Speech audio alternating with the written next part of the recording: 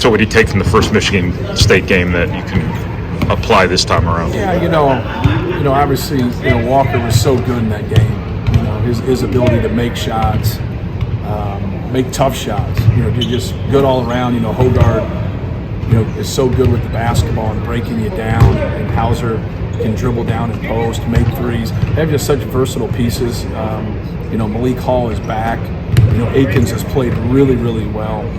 And then obviously the guys on their front line are big and physical and tough. And so we know it's going to be a tough game for us. Those athletic guards that can make plays for themselves and other people, and they're interchangeable pieces like Malik Hall and Hauser to go along with their size. But, just trying to do a good job to stay out of rotations as much as we can and try to have good rebound balance. I think that's going to be key for both teams.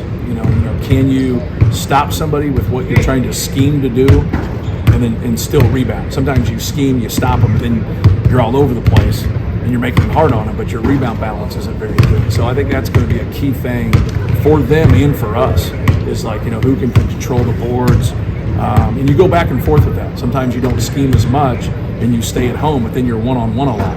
And then, do you like those ISO matchups offensively or defensively? So it gets to be a little bit of a chess match, but more than anything, who's going to take care of the basketball, who's going to be tough, who's going to rebound. I think that's who normally wins these games, when you play Michigan State. If they can play Hall and Hauser together, is that something you're kind of preparing for, and what sort of challenges would that pose? For everything. So, it's not going to be something that they do it the whole time, but you would think at some point in the game that they do it and kind of see how that affects things offensively and defensively. How does Hall's addition change what they can do on the court? Well, just an experienced player. He's a guy that's been around the block, knows how to play, can drive the ball, can shoot it, competes, rebounds. Just a good player. It helps you in all areas. Sometimes when you lose a guy, they help you in certain areas. He's one of those guys that's versatile and plays on both ends. He's just an all-around player. Going back to Tyson Walker a little bit, when you get a chance to, kind of review the film from the last game, were you happy with the shots that you kind of forced him into at times? Do you feel like he just... Well, the decisions we made to handle some things, when he makes those tough ones, you force that, you live with that. When he gets away from you on an out-of-bounds play and gets a wide-open shot or a step-in three or breaks you down off the dribble and there's no help and he gets a layup, those are the ones you want back. Everybody makes a big deal when Zach switches onto somebody and they make a tough pull-up. Who cares? If they made a tough pull-up on a 6-footer versus 7'4" guy, nobody would say anything. You're like, well, last time I checked, it's still 2 points, right? And so those are the things. You just don't want guys stealing points with layups and free throws and wide open jumpers. Those are the ones you go back and say, hey man, you just can't do that. You just can't give good players, that. But for his defense, he made some tough shots. He's a tough shot maker. And Akins is the same way. And when Hogard gets it going, he's getting in the paint. That's what makes it really, really hard on you because their bigs are skilled too. When you talk about Hall and you talk about Hauser, now everybody out there can hurt you, and you got to do a good job of keeping the ball in front of you. They had some success too running your 4 men off a lot of off-ball screens for Hauser. Right. Is that something you have to look at? Like I said earlier, you got to prepare for everything. They did some good screening action, off of ball screens into pins and things like that for Hauser, where he got loose and made a couple, nice plays. A couple of them were curls, a couple of them were jumpers, but for the most part, you got to be aware. Both teams run a lot of stuff. You just got to be aware, and when you don't pick up on what's going on, you got to stick to your defensive principles and play on it. At what point do you start paying attention to the Big Ten standings? I think everybody looks, right? Everybody looks. You're trying to fight your way into the NCAA tournament. You're trying to put yourself in position to win a Big Ten championship. I think anybody that is consistently competitive in this league are constantly looking at, can we be an at-large?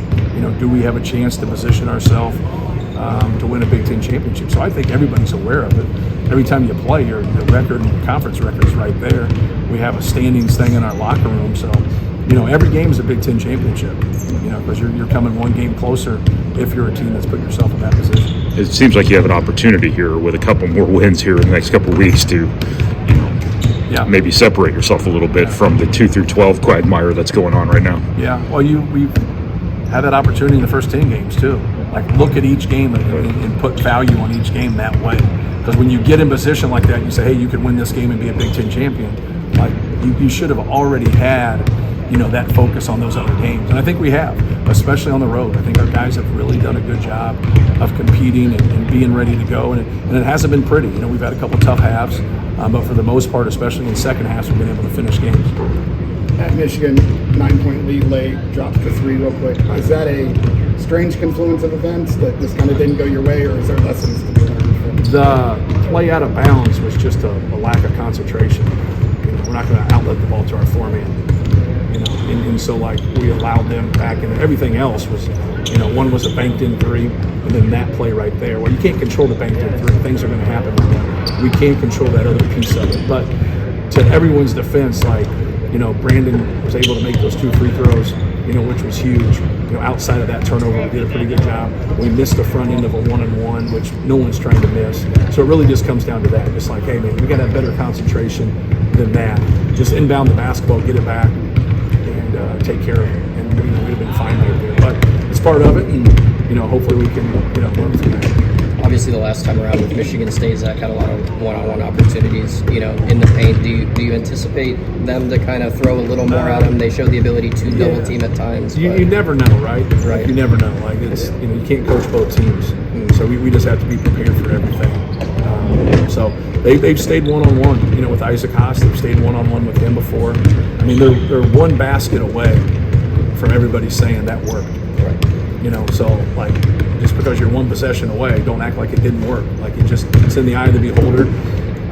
If they want to take away threes, and then because the one thing that happens when you do come and double, we're going to get more opportunities and shoot more threes, and you're going to be in rotations, and you're not going to rebound as well in those rotations. So everybody looks at it when you don't come off of him, it's a foolish move, and it's not a foolish move. There's pros and cons to both ways of doing things, and I would think they mix things up. I would think you prepare. If you go into it one-on-one and then you have success, you stay with it. If you go into it doubling and you have success, you stick with it. But if you go into one of those other things and you don't, now they've worked on something else, and they'll go to the other option.